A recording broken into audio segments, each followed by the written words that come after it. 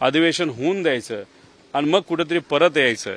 पण कोणाला घ्यायचं कोणाला नाही घ्यायचं शेवटी हे पवार साहेब आणि जयंत पाटील साहेब तिथे ठरवणार आहेत।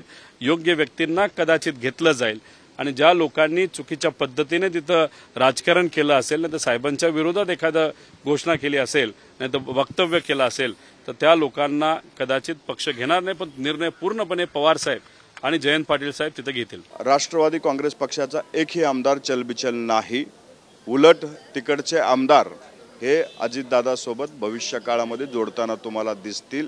जे काही लोक जात आहेत ते मला वाटतं रिटायरमेंटच्या नंतर जे असणारी लोक आहेत ते लवकर पळत आहेत, परंतु नव तरुण हा अजितदादांसोबत जोडला गेलेला आहे।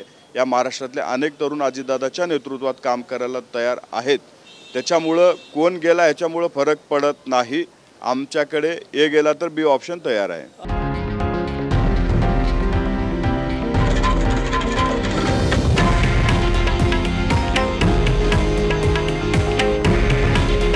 हे आहे देशातील नंबर 1 न्यूज नेटवर्क आणि आपण पाहत आहात TV9 मराठी।